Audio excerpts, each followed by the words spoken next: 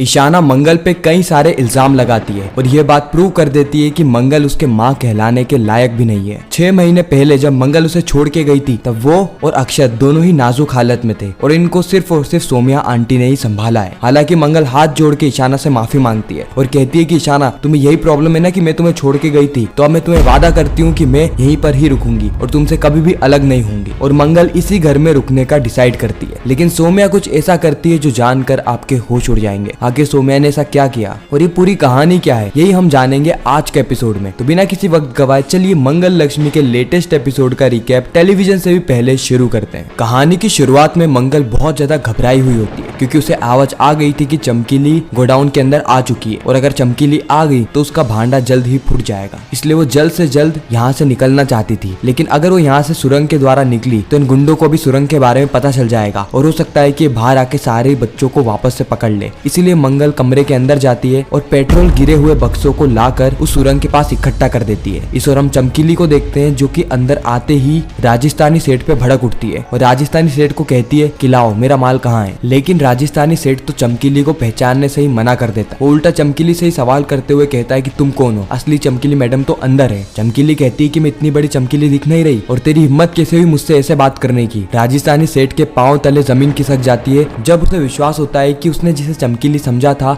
असलियत में वो चमकीली है ही नहीं। चमकीली कहती है कि कैसा आदमी है रे तू, तेरे को धंधा करना नहीं आता, हो सकता है कि वो पुलिस के एजेंट हो, जल्दी से उसे पकड़ो नहीं तो इधर हमारी लंका लग जाएगी। राजस्थानी सेठ अपने सारे गुंडों को आदेश देता है कि कहीं पर भी उसे वो औरत दिखे तो उसे गोली मार के उसकी हत्या कर दो और एक भी बच्चा इस गोडाउन के बाहर नहीं जाना चाहिए। चमकीली, गुंडे और राजस्थानी सेठ ये तीनों ही मिलकर उस दरवाजे को खोलते हैं और तुरंत ही इन्हें मंगल दिखती है। चमकीली कहती है कि जल्दी से इस औरत को पकड़ो, लेकिन मंगल बहुत ही चालाकी से माचिस जलाती है और उन सारे बक्सों में आग लगा देती है जिससे कि यह लोग मंगल के करीब ना आ पाए और मंगल उस सुरंग से बाहर निकल जाती है। इस और अदित और कपिल मिलकर सारे ही बच्चों को सुरक्षित करते हैं और उसी वक्त कपिल अदित से पूछता है कि मंगल जी कहाँ हैं। अदित को जवाब दे उससे पहले वहाँ पर गुंडे आ जाते हैं जिससे कि यह लोग बच्चों को बचाते हुए साइड में चले जाते हैं। अचानक से ही मंगल वहाँ पर ट्रक लेकर पहुंच जाती है और कपिल और अदित को ऑर्डर देते हुए कहती है कि सारे ही बच्चों को ट्रक में लोड कर दो, हमें जल्द से जल्द यहाँ पर निकलना होगा। सारे गुंडों को पता चल गया है कि मैं चमकीली नहीं हूँ, इसलिए अदित और कपिल मिलकर सारे ही बच्चों को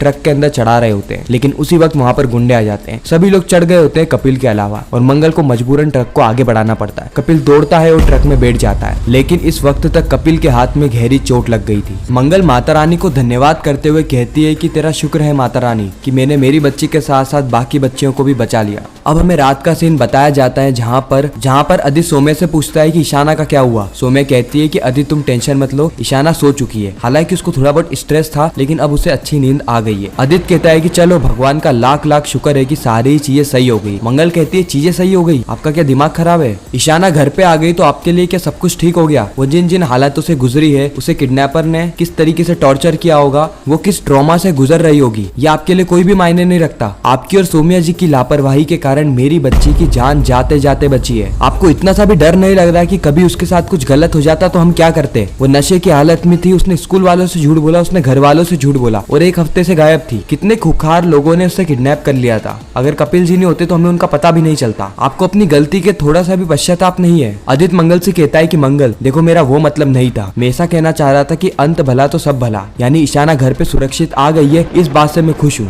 मंगल कहती है कि पता मैंने आपके साथ 19 साल क्यों बिताए, क्योंकि मुझे इस बात का तो पता था कि आप अच्छे पति नहीं है, लेकिन कम से कम आप अच्छे पिता तो होंगे। लेकिन आज आपने अपने सारे ही हक खो दिए। आप तो मेरे बच्चों के पिता कहलाने के लायक भी नहीं है और अब मुझे किसी भी हालत में मेरे बच्चे चाहिए। आपको पता है आपकी इस हरकत के चलते मैं आपके ऊपर पुलिस कंप्लेन कर सकती हूँ। अदित कहता है कि अच्छा मंगल, आज मेरे पास पैसा नहीं है, मेरे पास पावर नहीं है, तो तुम मुझे पुलिस की धमकी दे रही हो। तुम्हारा ये एटीट्यूड, ये अकड़ कहाँ थी 6 महीने पहले? 6 महीने पहले तो तुम तुम्हारे बच्चों को छोड़ के भाग गई थी ना। मंगल कहती है कि अक्षत के पापा आपको भी ये बात पता है और मुझे भी कि मैं मेरे बच्चों को छोड़कर भागी नहीं थी, बल्कि आपने ही मुझे कहा था कि जब तक मेरे पास पैसे नहीं हो, जब तक मेरी औकात ना हो, तब तक मैं मेरे बच्चों की कस्टडी नहीं ले सकती। मेरे बच्चे आपके साथ रहेंगे और मुझे भी इस बात का आश्वासन था कि आप मेरे बच्चों को सुरक्षित रखेंगे। लेकिन मैंने देख लिया किस तरीके से अक्षत को बोर्डिंग स्कूल में डाल दिया और ईशाना की ऐसी हालत हो गई। आप अपने जिम्मेदारी से चूक चुके हैं, आप बच्चों के लिए नाकाम हो चुके हैं। अगर मैंने मेरे बच्चों को आपके भरोसे छोड़ दिया तो पता नहीं कल को वो किस मुसीबत में पड़ जाएंगे आपकी लापरवाही के चलते। उसी वक्त बीच में सोम्या आती है और कहती है कि मंगल तुम ज्यादा मत बोलो, तुम्हारी बेटी कोई दूध की धूली नहीं है, पहले से ही बिगड़ी हुई थी वो, और नशा करना हमने उसे नहीं सिखाया है, उसने खुद ने नशा करना सीखा है, और ये सारी हरकतें तुम्हारे कारण हुई है। ये बात तुम भी जानती हो कि तुम्हारी बेटी कितनी ज्यादा जिद्दी थी, पहले भी तुम उसे कहाँ संभाल पाती थी, और अब सारा ही ब्लेम अदित पे डाल रही हो। मंगल कहती है कि आप तो चुप रहिए सौम्या जी,